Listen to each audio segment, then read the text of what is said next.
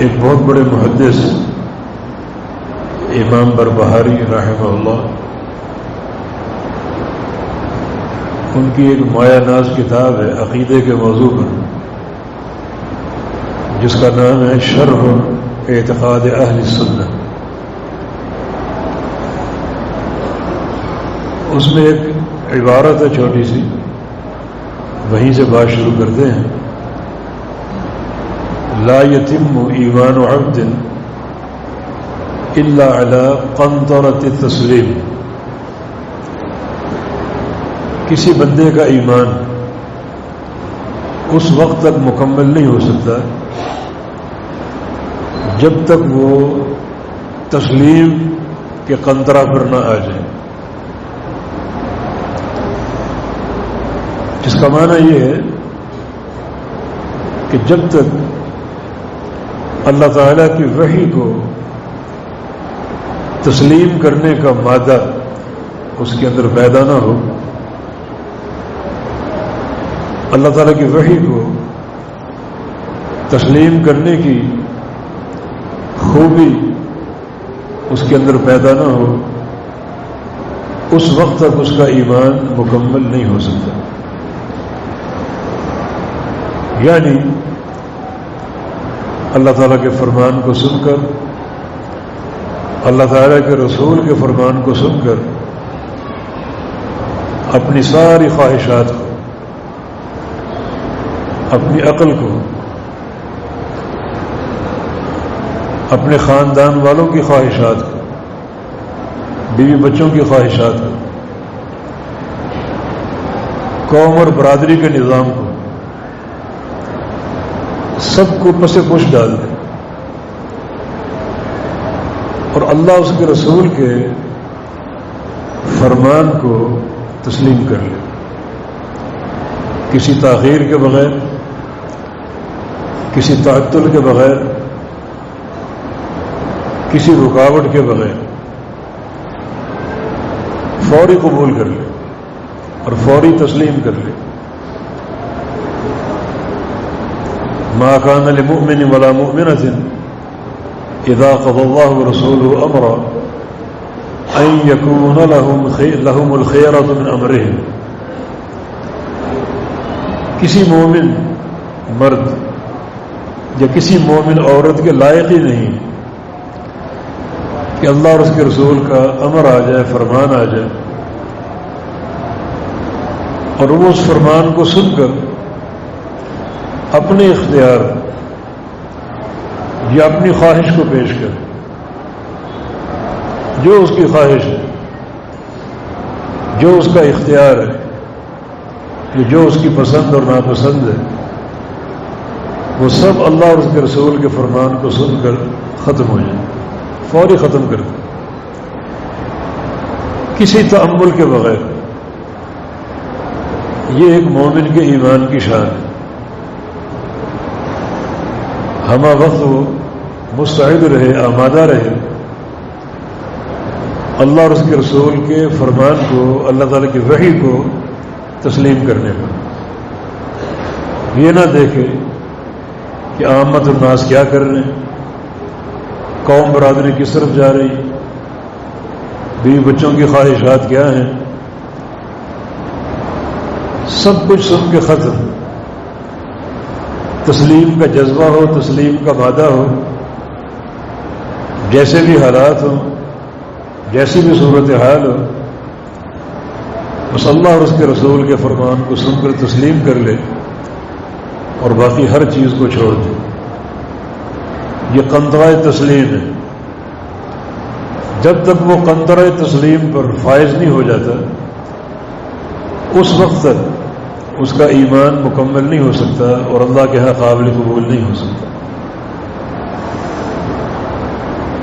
ابھی ہم قربانیاں کر رہے ہیں، ابراہیم علیہ السلام کی سیرت کی کچھ جھلکیاں جو اسی قنطرہ تسلیم پر آپ کو دکھائی دی۔ وہ اللہ تعالیٰ کے خلیل تھے، واتخذ اللہ ابراہیم خلیلا، اللہ نے ابراہیم کو اپنا خلیل بنا لیا. خلیل ایسے دوست کو بولتے ہیں جس کی دوستی میں کوئی خلل نہ ہو، پکا اور گہرا اور باوفا دوست. یہ مقام خلت پوری کائنات میں دو انسانوں کو حاصل ہوا، ایک ابراہیم علیہ السلام اور دوسرے محمد مصطفیٰ صلی اللہ علیہ وسلم. تیسری کوئی شخصیت نہیں جس کو اللہ نے خلیل بنایا ہو. ابراہیم علیہ السلام کو خلیل کیوں بنایا؟ ان کی ملت کو پورے جہاں کے لیے نمونہ کیوں بنایا؟ آپ صبح اٹھتے ہیں ایک دعا پڑھتے ہیں، اور اگر نہیں پڑھتے تو یاد کر لیں، اصبحت علی فطرت الاسلام وعلی کلمۃ الاخلاص وعلی دین نبینا محمد صلی اللہ علیہ وسلم وعلی ملت ابینا ابراہیم حنیفا مسلما وما کان من المشرکین. میں نے صبح کی کلمہ اخلاص. کلمہ اخلاص کیا ہے؟ لا الہ الا اللہ. یہ صبح صبح یہ دعا پڑھیں گے آپ کا ایمان تازہ ہو جائے گا کہ میں نے کلمہ اخلاص لا الہ الا اللہ پر صبح کی، اور دین فطرت پر، وہ دین جو عین فطرت کے مطابق ہے، فطرت کے خلاف نہیں ہے. اور میں نے صبح کی اپنے پیارے نبی کے دین پر صلی اللہ علیہ وسلم، اور میں نے صبح کی ابراہیم علیہ السلام کی ملت پر جو کہ حنیف تھی اور مسلم تھی. مسلم کا معنی اپنے آپ کو اللہ کے سامنے جھکانے والے، اور حنیف کا معنی پوری دنیا سے کٹ کر اللہ تعالیٰ سے ناطہ جوڑنے والے. دنیا کس طرف جا رہی ہے، ان کی خواہشات کیا ہیں، کوئی غرض نہیں، صرف اللہ رب العزت سے ناطہ جوڑا ہوا ہے. وما کان من المشرکین، اور ابراہیم علیہ السلام مشرکین میں سے نہیں تھے. اس زبردست دعا کے ساتھ اپنی صبح کا آغاز کیجیے. بڑا اس میں اللہ کی رضا ہے. دین حنیف کا نچوڑ ہے، توحید کا خلاصہ ہے. جس دعا سے آپ صبح کا آغاز کریں. ملت ابراہیمی کیا ہے؟ اگر آپ دو جملوں میں ملت ابراہیمی کا نچوڑ جاننا چاہیں تو وہ دو چیزیں ہیں. ایک اللہ رب العزت کے لیے استسلام، اپنے آپ کو جھکا دینا. دوسرا اخلاص اور توحید. جو قربانی آپ کرتے ہیں اس میں یہ دو چیزیں ہونی چاہیے. فلسفہ قربانی اللہ تعالیٰ کی اطاعت، اللہ اور اس کے رسول کا امر ہے. اور روح قربانی قل ان صلاتی و نسکی و محیای و مماتی للہ رب العالمین. کہہ دو کہ میری نماز، میری قربانی، بدنی عبادتیں، مالی عبادتیں، پوری زندگی اور میری موت سب اللہ رب العالمین کے لیے.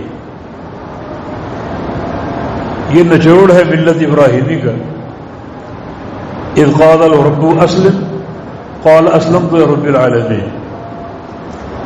اللہ تعالیٰ نے کہا کہ ابراہیم میرا فرما بردار بن جا، اپنے آپ کو جھکا ڈال میرے سامنے. ابراہیم علیہ السلام نے فوراً بلا تأمل کہا اسلمت لرب العالمین، کہ میں رب العالمین کا فرما بن چکا، اپنے آپ کو جھکا دیے. میرے رب کا جو فرمان آئے گا، جو آرڈر آئے گا، اس کی فوری تعمیر اور تکمیل کے لیے مستعد ہے. یہ ہے قنطرہ تسلیم. پھر آگ میں ڈالے گئے بخوشی چلے گئے، کوئی شکوہ نہیں. کہ یا اللہ تو اپنے اس ایک بندے کو بچا لے. پوری دنیا کے سامنے توحید بیان کر رہا ہوں تو ایک بندے کی حفاظت نہیں کر سکتا؟ کوئی شکوہ نہیں، جو اللہ کی مرضی ہے وہ پوری ہوگی. کوئی سوال نہیں، کوئی استفسار نہیں، یہ قنطرہ تسلیم ہے. اللہ تعالیٰ نے آگ کو بجھایا، ٹھنڈا کیا، سلامتی والا بنایا. اور اس سے قبل کئی مرحلے گزرے. یہ نہ دیکھو کہ تم تنہا ہو، ٹکرا جاؤ پوری قوم سے، اور ٹکرا گیا. سوال نہیں کہ میں اکیلا ہوں کیسے مقابلہ کروں، بلکہ نمرود کے ایوان میں جاؤ اور اس سے مناظرہ کرو، اس کی آنکھوں میں آنکھیں ڈال کر میری توحید کا درس دو. اس کے لیے بھی تیار ہو. پرواہ نہ کرو کہ تم اکیلے ہو، ان بتوں کو توڑ دو. کوئی سوال نہیں کہ ایک اکیلا بندہ کیا کر سکتا، پوری قوم مقابلے، پوری قوم سے ٹکر. یہ حقیقت میں قنطرہ تسلیم ہے. اللہ تعالیٰ کے کسی امر پر کوئی استفسار نہیں، ہر بات کو تسلیم کر دیں. ہجرت کا حکم آ گیا، سرزمین عراق سے نکلو اور جہاں اللہ چاہے گا وہاں جاؤ. عراق سے نکلے اور شام آ گئے، بیت المقدس کے پاس. راستے میں دعائیں کی، رب حب لی من الصالحین، یا اللہ اکیلا ہوں، مجھے ایک نیک بیٹا عطا فرما. نیک بیٹا، صرف بیٹا نہیں مانگا، بیٹا نعمت نہیں ہوتا، نیک بیٹا نعمت ہوتا. نیک بیٹے کا سوال کیا، اللہ نے قبول کر لیا. فبشرناہ بغلام حلیم، ہم نے خوشخبری دی ایک بیٹے کی جو بڑا حلیم ہوگا، تحمل والا، بردبار، صبر کرنے والا. اتنا حلیم ہوگا کہ چھری کے نیچے بھی صبر کر دے گا، شکوہ نہیں کرے گا. جو سیرت طیبہ باپ کی ہے وہی سیرت حمیدہ بیٹے کی بھی. بیٹا مل گیا، ایک عجیب آرڈر آ گیا. بیٹا کیوں مانگا تھا؟ انسیت اور محبت کے لیے نہیں، وہ تو ایک ثانوی امر ہے کہ میرے بعد بیان توحید کے مشن کا وارث کون ہو. یہ توحید پیش کرنے کی بھاگ دوڑ کون سنبھالے گا؟ بیٹا مل گیا، اللہ تعالیٰ کا امر آ گیا کہ اس بیٹے کو اور اس کی والدہ کو جنگل میں چھوڑو. جگہ کا تعین کر دیا، یہ جگہ وہ ہے جہاں میرا گھر بنے گا، مکہ مکرمہ. اس گھر کا لوگ طواف کریں گے، دعا کرے اللہ اس گھر کے دروازے کھول دے، اللہ اس وبا کو ختم کر دے.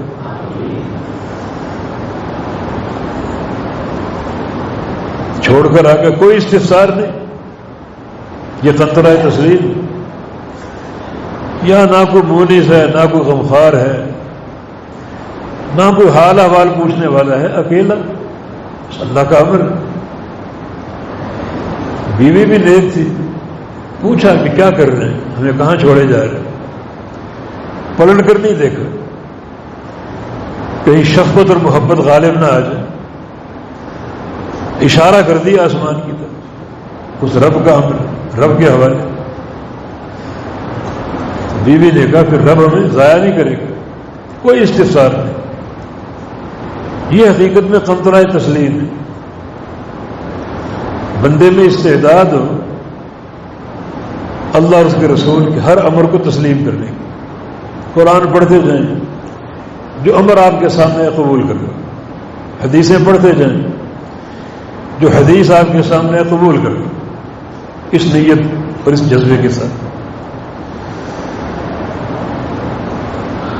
پھر اس سے بھی ایک عجیب اللہ تعالیٰ کا امر آ گیا اپنے بیٹے کو ذبح کر. کوئی استفسار نہیں کہ جس بیٹے کو میں نے دعائیں مانگ مانگ کر لیا، جو میرے بعد میرے مشن کی وراثت کو سنبھالے گا، اسے ذبح کر دوں. بس اللہ کا امر ہے، کوئی سوال نہیں. بیٹے کو ساتھ لے لیا. جس مقام پر ذبح کرنا تھا وہاں فرمایا انی ارا فی المنام انی اذبحک فانظر ماذا تری. اسماعیل بیٹے میرے، میں نے خواب میں دیکھا تجھے ذبح کر رہا ہوں. نبی کا خواب وہی ہوتا ہے، حجت ہوتا ہے. تمہارا کیا خیال ہے؟ یہاں ایک سوال پیدا ہوتا ہے کہ فوراً ذبح کر دیتے، یہ تاخیر کیوں کی؟ بیٹے سے کیوں پوچھا؟ اس تاخیر میں ایک حکمت ہے. جاتے ہی ذبح کر دیتے تو اس فضیلت میں بیٹا شامل نہ ہوتا. یہی ہوتا کہ مجبوراً اس کو لٹایا اور ذبح کر دیا. کہ بیٹے سے پوچھا کہ تم راضی ہو یا نہیں، بیٹا بھی راضی. تو اس ایک عظیم اور عجیب آزمائش میں دونوں باپ بیٹا شریک ہو گئے. باپ ذبح کرنے کے لیے تیار ہے اور بیٹا ذبح ہونے کے لیے تیار ہے. اب یہاں ایک نقطہ ہے، اللہ تعالیٰ نے قربانی کی مشروعیت اس عجیب قصے سے کیوں کی؟ نماز نازل ہوئی، زکوٰۃ نازل ہوئی، روزے نازل ہوئے، کسی واقعے کے بغیر، کسی تمہید کے بغیر. لیکن قربانی کی مشروعیت ابراہیم علیہ السلام کو حکم دے کر کی اپنے بیٹے کو ذبح کر. قربانی بیٹے کی. اور یہ فرمان اگر برقرار رہتا تو کون تیار ہوتا؟ مگر یہ دین رحمت ہے. مگر یہ بات تو سمجھو نا کہ قربانی ایک ایسی نفیس، ایک شرعی حقیقت ہے، اللہ تعالیٰ کا امر ہے کہ اس میں بیٹے کو قربان کرنا چاہیے.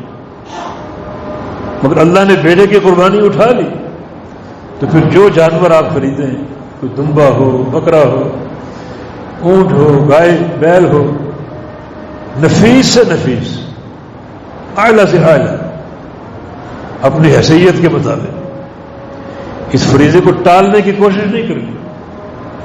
یہ سوچو کہ ابراہیم علیہ السلام کو اللہ تعالیٰ نے اپنا بیٹا ذبح کرنے کا حکم دیا اور ابراہیم علیہ السلام پوری طرح قنطرہ تسلیم پر تھے اور تیار تھے. چھری بھی پھیری، چھری پھر گئی مگر بیٹے کی گردن پر نہیں، بلکہ ایک جنت کے پلے ہوئے مینڈے کی گردن. فلما اسلم وتلہ للجبین، دونوں باپ بیٹوں نے ثابت کر دیا کہ میرے مطیع ہیں. باپ ذبح ہونے کے لیے کرنے کے لیے تیار، بیٹا ذبح ہونے کے لیے تیار. یہ قنطرہ تسلیم، یہ قنطرہ تسلیم. ابراہیم میرا گھر بناؤ، یا اللہ کہاں بناؤ؟ اسی جگہ پر. یہاں تو کوئی بھی نہیں، کون اس کو آباد کرے گا؟ لیکن نہیں، کوئی سوال نہیں. وَيَرْفَعُ إِبْرَاهِيمُ الْقَوَاعِدَ مِنَ الْبَيْتِ وَإِسْمَاعِيلُ، دونوں باپ بیٹا اللہ کے گھر کی بنیادیں رکھ رہے ہیں. اس کو پھر بلند کیا حتیٰ کہ گھر تیار ہو گیا. کوئی سوال نہیں، کوئی استفسار نہیں. ابراہیم یہاں کھڑے ہو کر منادی کرو کہ گھر بن گیا، اس کا حج کرو، گھر کو آباد کرو. یا اللہ کون سنے گا؟ نہ یہاں کوئی متنفس ہے، نہ کوئی قبیلہ ہے، نہ کوئی قوم ہے.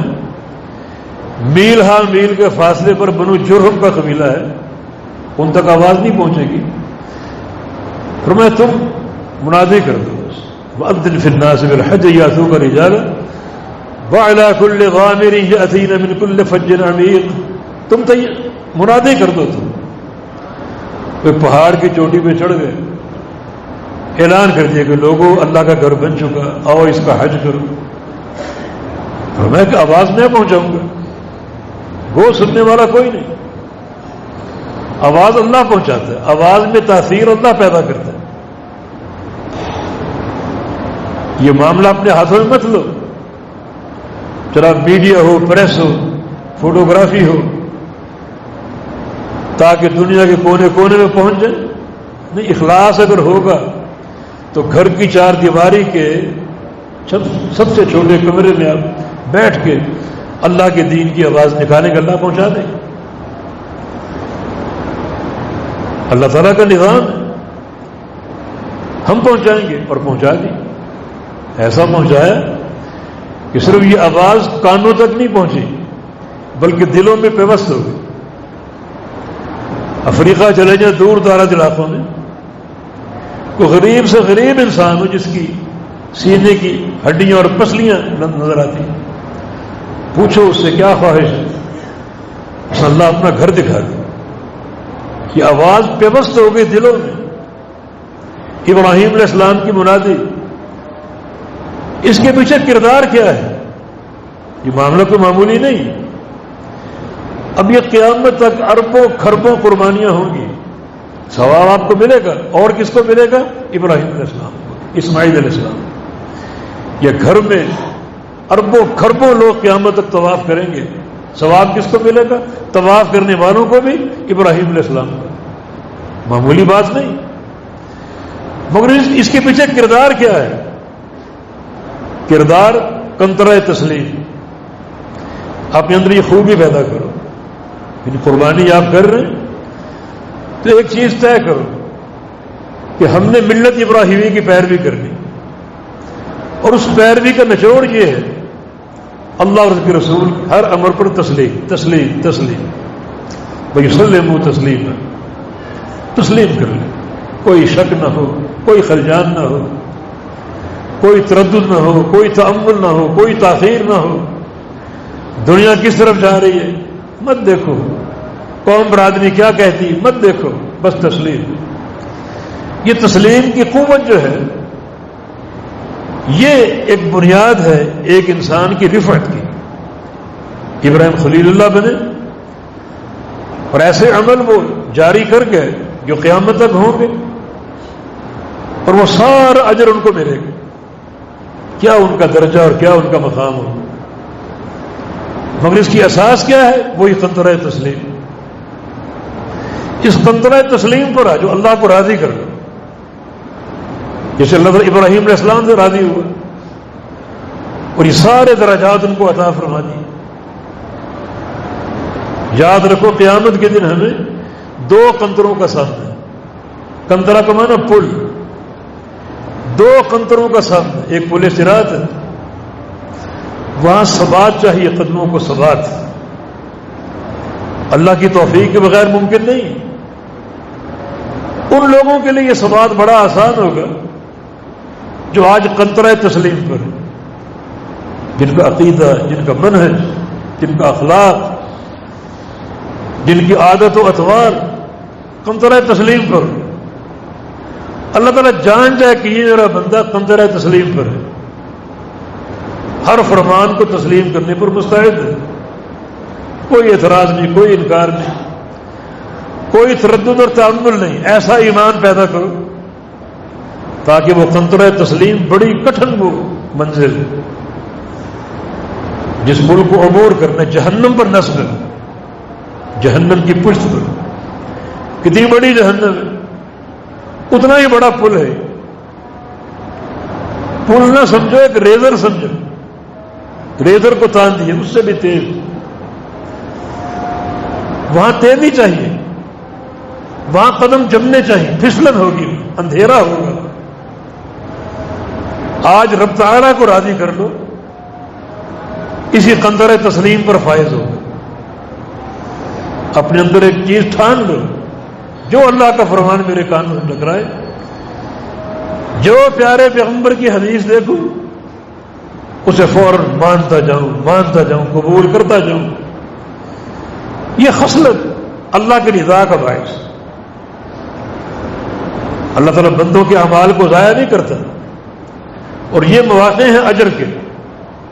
کچھ لوگ بجلی کی طرح گزر جائیں گے، کچھ لوگ پلک جھپکنے کی طرح گزریں گے، تیز رفتار آندھی کی طرح گزریں گے، سمندر کی لہروں کی طرح گزریں گے۔ یہ کون لوگ ہیں؟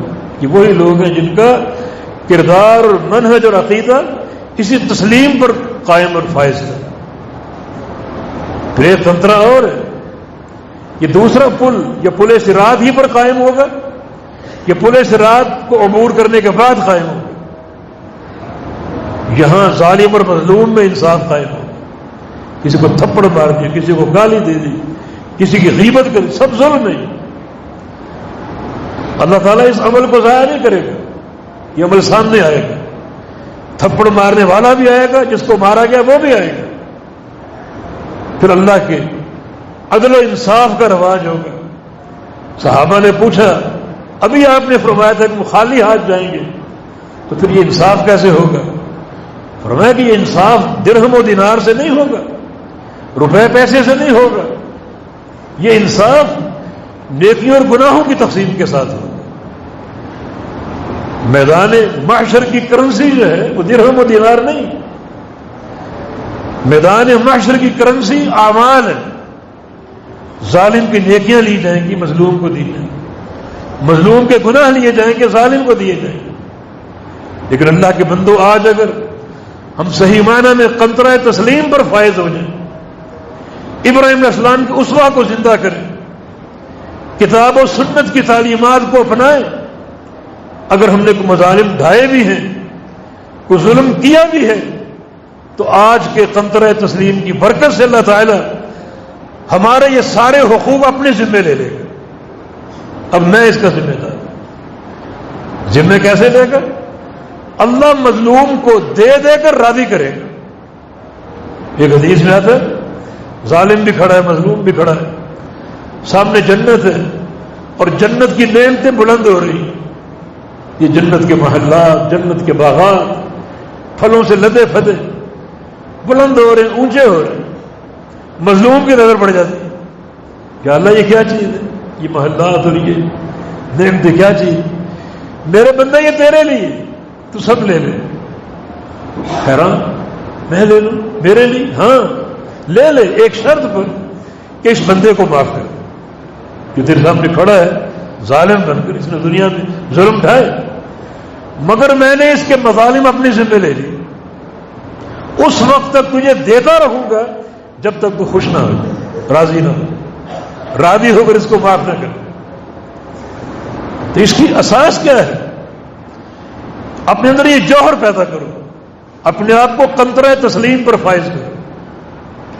صحابہ نے کیا, حالات جیسے بھی تھے, کوئی انکار نہیں, کوئی تعامل نہیں. اللہ کے پیارے پیغمبر عمرہ کرنے گئے, جنگ بدر کے بعد کے واقعات, عمرہ کرنے گئے, کفار نے روک دیا, عمرہ نہیں کر سکتے. کیونکہ عمرے کی نیت تھی, کوئی جنگ اور قتال کی نیت نہیں تھی. صرف ایک تلوار ساتھ تھی اور کوئی ساز و سامان نہیں, نہ کوئی تیر, نہ کوئی ڈھال, نہ کوئی نیزے. کہ عمرہ کر کے واپس آ جائے, کفار نے روک دیا. قصہ طویل ہے. پھر رسول اللہ صلی اللہ علیہ وسلم نے صلح کے لیے عثمان غنی کو بھیجا, اور شیطان نے افواہ پھیلا دی کہ ان عثمان قد قتل, عثمان کو شہید کر دیا گیا. نبی علیہ السلام ایک درخت کے نیچے تشریف فرما تھے, اپنے عثمان کا قصاص اور بدلہ لینے کے لیے صحابہ سے بیعت لی. بیعت کس چیز پر تھی؟ بایعناہ علی الموت, موت کی بیعت تھی. کسی صحابی نے کوئی اشکال پیش کیا, کوئی اعتراض کیا کہ ہم نہتے ہیں تقریباً کفار کے درغے میں, چاروں طرف مکہ والوں کی حلیف موجود, ساز و سامان سے بھرے پڑے ہیں, اور یہ ساری کریم اس وقت ان کے احاطے میں. آج اگر مارے گئے تو کل اس دعوت کا وارث کون ہوگا؟ مشکل معاملہ ہے, کوئی تعامل نہیں. بایعناہ علی الموت. صحابہ کہتے ہم نے موت کی بیعت کی تھی. ایک ایک بندہ مر جائے گا یا پھر ایک ایک مکہ والے سے قصاص لیں. ایک اگر مکہ والا زندہ رہا واپس نہیں لوٹیں گے جب تک اس کو مار نہ دیں. یہ قنطرہ تسلیم. بڑے کٹھن حالات تھے. جنگ احزاب کے موقع پر جو کفار کا محاصرہ تھا, مسلمان خندق ایک کھود کھود کر اپنی حفاظت کر رہے ہیں. جنگ خندق میں, جنگ احزاب میں, دو نام ہیں. احزاب اس لیے, احزاب حزب کی جمع, اور حزب بولتے ہیں جماعتوں کو, لشکروں کو. کفار نے سارے لشکر اکٹھے کر لیے کہ ایک دفعہ مدینے پر یلغار کر کے اینٹ سے اینٹ بجا دیں. 10,000 لشکر لے کر آئے تھے احزاب, مختلف لشکروں کو جمع کر کے. یہ چاہے امریکہ کی حمایتی, جرمنی ہے اور فرانس ہے اور فلاں ہے, افغانستان میں ڈیرے ڈال دیے کہ ان کے باپ کا علاقہ ہے. انہیں یہ معلوم نہیں کہ یہ حق والوں کا حق ہے, افغانیوں کا حق ہے, وہ حق چھین سکتا. اور آج ذلیل ہو کر نکلے یہ احزاب امریکہ کے حمایتی, اس سے قبل روس کے حمایتی تھے, اور اللہ نے روس کو ٹکڑے ٹکڑے کر دیے اس اجڑ قوم کے ذریعے. اور آج امریکہ بھی انتہائی ذلت کے ساتھ شکست خوردہ ہو کر اپنی تمام تر نحوستیں لے کر افغانستان سے نکل چکے ہیں. جو کل دعوے کر رہے تھے بش وغیرہ اور اوباما کہ اب یہ آخری لمحات ہیں طالبان کی اور آخری لمحات ہیں افغان قوم کے, سب دیکھ رہے ہیں. اگر ذرا سی حیا ہو چلو پر پانی میں ڈوب کے مر جائے, لیکن حیا کہاں. یہی معاملہ ان احزاب کا تھا. ساری حمایتیوں کو لے کر آ گئے کہ ایک دفعہ آخری حملہ کر کے مدینے کی اینٹ سے اینٹ بجا دیں, کوئی بچہ نہ چھوڑیں, کوئی عورت نہ چھوڑیں, سب کو تباہ و برباد کر. خندق کا مشورہ سلمان فارسی نے دیا, خندق کھودی گئی جس کو وہ عبور نہ کر سکے. 22 دن کا محاصرہ رہا. بالآخر اللہ نے ایک آندھی بھیجی, صحابہ کے صبر کو آزما لیا. اس آندھی نے ان کے خیمے اکھاڑ دیے, مٹی ان کی آنکھوں میں داخل ہو گئی, بھاگے وہاں سے. بڑا تکلیف دہ یہ معاملہ تھا. بھوک سے برا حال, کھانا میسر نہیں تھا, پیٹوں پر پتھر بندھے ہوئے تھے. کفار بھاگ گئے اللہ کے پیارے پہ. پر ام ہانی کا قریب تھا, وہاں چلے گئے. ام ہانی فرماتی ہے میں نبی علیہ السلام کو پہچان نہ سکی, اس قدر گرد و غبار آپ کے چہرے پر تھا. ہتھیار اتارے, غسل کیا, غسل کر کے باہر آئے, جبریل امین پہنچ گئے. لماذا وضعت اللحام, محمد ہتھیار کیوں اتار دیے؟ والملائکۃ لم تضع, فرشتوں نے اب تک نہیں اتارے. فرشتے ہتھیار پہنے ہوئے, آپ نے کیوں اتار دی؟ فرمایا کہ جنگ ختم ہو گئی, کفار بھاگ گئے. ہتھیار تو اتارنے تھے, 22 دن کی تھکاوٹ, جاگنا, فاقے, نہیں فرشتوں نے اب تک ہتھیار نہیں اتارا. پھر کیا کریں؟ فرمایا کہ بنو قریظہ جاؤ. جنگ احزاب کے دوران بنو قریظہ کے یہودیوں نے وعدہ توڑ دیا. خبر اس کی مل گئی تھی. آپ نے سوچا کہ کسی اور موقع پر ان کو سبق سکھائیں گے, نہیں ابھی جاؤ فوراً. اللہ کے پیغمبر گھر سے باہر نکلے, صحابہ کو جمع کیا, ایک تاریخی جملہ کہا, من کان یؤمن باللہ والیوم الآخر فلیصلی صلاۃ العصر فی بنی قریظہ. جو اللہ کو مانتا ہے, روز آخرت کو مانتا ہے, وہ آج عصر کی نماز بنو قریظہ میں ادا کرے. صحابہ سر پر دوڑ پڑے, کوئی سوال نہیں, کیوں ہمیں کھلایا جائے پلایا جائے, کچھ قوت بحال ہو. ابھی فاقہ کشی جاری ہے, 22 دن کا محاصرہ, اتنا کلفت کا وقت تھا. یہ ہمارے بچے مدینہ شہر میں تھے, اگر کسی کو کوئی موقع مل جاتا نکلنے کا اور وہ نکل کر مدینے بچوں پر حملہ کر دیتے, کون ان کو بچاتا؟ ایک خوف کی کیفیت تھی, ہراس کی کیفیت تھی. اور ابھی تو فارغ ہوئے, اور ابھی دوسری جنگ, دوسری مہم, ایک جملہ, اور صحابہ دوڑ پڑے. کوئی سوال نہیں, یہ قنطرہ تسلیم ہے. کیسے بھی حالات, کیسی بھی صورت حال, ایک چیز ٹھان لو کہ ہم نے تسلیم کر دی, اس کے بغیر کوئی چارہ کار نہیں. انس کہتے ہیں کہ میں ابو طلحہ کے بیٹھک میں کنت ساقی القوم, اپنی قوم کا ساقی بنا ہوا تھا, شراب انڈیل کر پلا رہا تھا. مٹکے بھرے ہوئے تھے, انواع اقسام کی شرابیں تھیں, انگور کی اور جناب جو کی اور کھجوروں کی, بھر بھر کے دے رہا ہوں. اس وقت تک شراب حلال تھی, حرام نہیں ہوئی تھی. باہر منادی کی آواز سنائی. ابو طلحہ نے کہا, ابو طلحہ کا وہ ربیب تھے انس مالک رضی اللہ. ابو طلحہ, انس جاؤ سنو یہ کیا شور ہو رہا ہے, کون منادی؟ باہر گئے, فوراً واپس آئے. مرادی اللہ کے پیغمبر کا اعلان کر رہے, ان الخمر قد حرمت شراب حرام ہو چکی، شراب حرام ہو چکی. بس یہ سننا تھا، یہ نہیں کہ تحقیق کر کے آؤ تب تک کچھ جام اور ڈیل لیں. نہیں، مٹکے توڑ دیے. جس کے ہاتھ میں جام تھا اس نے وہیں پھینک دیا، جس کے منہ میں گھونٹ تھا اس نے کلی کر دی. یہ قنطرہ تسلیم. وہ کہتے چھٹتی نہیں ہے منہ سے کافر لگی ہوئی. لیکن صحابہ کا ایمان تو دیکھو، ان کی تسلیم اور رضا تو دیکھو، کوئی تاخیر نہیں، کوئی تعمل نہیں. یہ نہ یہ سوال کہ خبر واحد حجت نہیں ہوتی جیسے آج کل بہت سے ملحدین کا نظریہ ہے. بالکل نہیں. اللہ اور اس کے رسول کا امر آ گیا فوراً ختم. اطاعت، تسلیم اور رضا. حنظلہ رضی اللہ عنہ پہلی شادی کی رات ہے، پہلا دن گھر میں گزار رہے ہیں. منادی کی آواز سنی، باہر نکلے. منادی اللہ کے پیغمبر کا تھا، جہاد کے لیے نکلو، جہاد کا قافلہ تیار ہے. جس جس کان میں آواز پہنچے فوراً نکلے. وہیں سے نکل کھڑے، وہیں سے نکل. گھر واپس نہیں لوٹے کہ جا کے بیوی کو بتا دیں، نہ یہ سوچا کہ ابھی تو میرے ارمان پورے نہیں ہوئے. وہیں سے نکل کھڑے ہوئے، میدان جہاد میں پہنچے، شہید ہو. کسی کو خبر نہیں حنظلہ کی کیفیت کیا تھی. بعد میں اللہ کے پیغمبر نے بتایا کہ میں دیکھ رہا ہوں کہ ان الملائکہ تغسلہ، کہ حنظلہ کو اللہ کے فرشتے جنت میں غسل دے رہے ہیں. اس کے پیچھے کیا؟ تسلیم، بلا تعمل تسلیم کرنا. کوئی تعویل کر لیتے لیکن نہیں. اللہ کے بندو، اللہ کے فرامین کے سامنے تعویلیں نہ کرو، ہیلے نہ تراشو.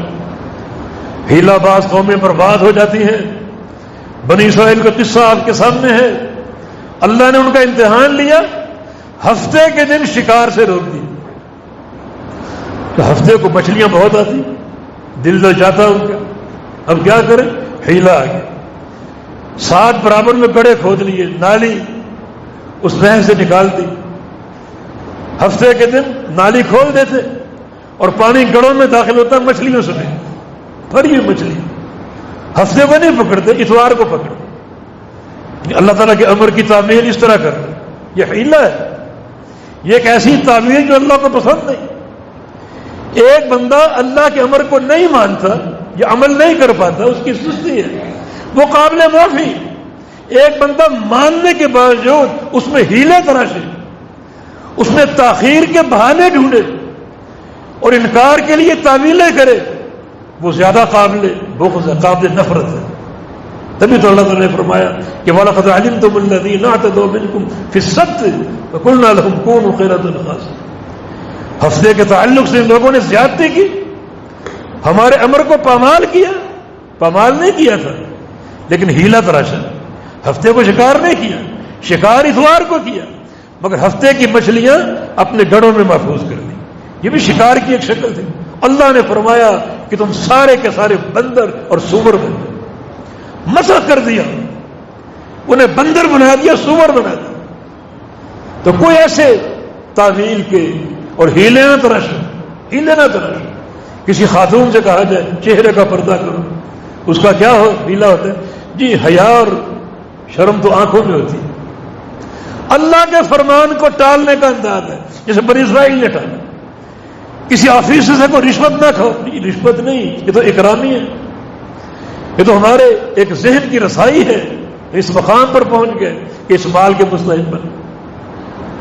شراب کا نام تبدیل کر کے اس کو حلال کر دیا، موسیقی کا نام تبدیل کر کے اس کو حلال کر دیا. یہ تو روح کی غذا ہے. یہ اللہ کے فرامین کو ٹالنے کے ہیلے ہیں، بہانے. اللہ زیادہ ناراض ہوتا ہے. بنی اسرائیل نے ہفتے کے دن شکار نہیں کیا لیکن ہیلا تراشا تاکہ مچھلیاں جمع ہوں، اگلے دن شکار کر سکے. اور پھر کیا ہوا؟ اللہ نے ان کی شکلوں کو مسخ کر دیا، ان کے چہروں کو مسخ کر دیا، ان کو بندر خنزیر بنا کر 3 دن کے اندر ان کو سب کو برباد کر دیا. تو وہی بات، کچھ وقت میں نے زیادہ لے لیا آپ کو، وہی بات ہے کہ لا یتم ایمان عبد الا علی قنطرۃ التسلیم، کہ ایک بندے کا ایمان پورا نہیں ہو سکتا مگر قنطرہ تسلیم پر. تسلیم اور رضا. اللہ کا جو فرمان آ جائے، کچھ بھی صورت حال ہو، کچھ بھی کیفیت ہو، کچھ بھی معاملہ ہو، سب کو چھوڑ دو، ٹھوکر مار دو. اللہ کے فرمان کو قبول کر لو، جذبہ اپنے اندر پیدا کرو، اور اس جذبے کی دعوت زیادہ ان لوگوں کو دو جو اللہ کا فرمان سنتے ہیں، اللہ کے رسول کا فرمان سنتے ہیں اور ان کو ٹال دیتے ہیں اپنے امام کے قول کی بنا پر۔ سب سے زیادہ قابل مذمت یہ جذبہ جو اقرار کرتے ہیں اللہ کا فرمان حق ہے، اللہ کے رسول کا فرمان حق ہے، مگر ہم فلاں امام کے مخالف ہیں، اس کی تقلید نہیں چھوڑ سکتے۔ اللہ اور اس کے رسول کے فرمان کی یہ قدر ہے، یہ قدر۔ جب فرشتے آسمانوں پر سنتے ہیں کہ اللہ تعالیٰ کوئی فیصلہ نافذ کرنے والا ہے، کوئی وحی نازل کرنے والا ہے، فرشتے تصور سے بے ہوش ہو کر گر جاتے ہیں، سارے آسمانوں کے فرشتے۔ یہ اللہ کے فرمان کی ہیبت ہے۔ پھر اللہ اپنا فیصلہ صادر فرماتا ہے، وحی صادر فرماتا ہے، فرشتوں کو آہستہ آہستہ ہوش آتی، ماذا قال ربنا، رب تعالیٰ نے کیا فرمایا، قال الحق، جو فرمایا حق ہے، جو فرمایا حق، ہمارا کام اس کو قبول کرنا۔ پھر اللہ کا وہ فیصلہ نیچے اترتا ہے، جبریل امین کو دیا جاتا ہے، چاروں طرف فرشتوں کی قطاریں ہوتی، نور ہی نور، پھر وہ اترتا قلب اطہر محمد مصطفیٰ علیہ السلام پر۔ کتنا پر ہیبت اللہ کا فیصلہ۔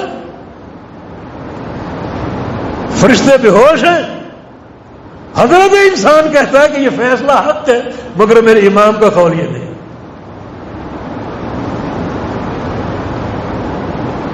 کتنا یہ قابل نفرت عقیدہ، یہ شان ان لوگوں کی ہے جو اللہ اور اس کے رسول کے فرامین کے تابع ہیں۔ عبد الحدیث آپ کو مبارک ہو، یہ آپ کی شان۔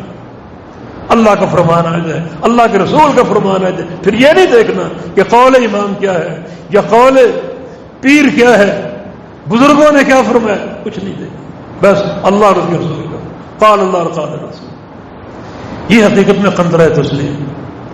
جب تک اس پر فائز نہیں ہوتے ایمان مکمل نہیں ہوتا، لیکن اپنے دلوں کے گہرے جذبے کے ساتھ اس حقیقت کو اپنا دو، قنطرہ تسلیم پر فائز ہو جاؤ، اللہ راضی ہوگا، آخرت کی تکلیفیں ٹال دے گا، عذاب قبر کو ٹال دے گا اس رضا کے بدلے۔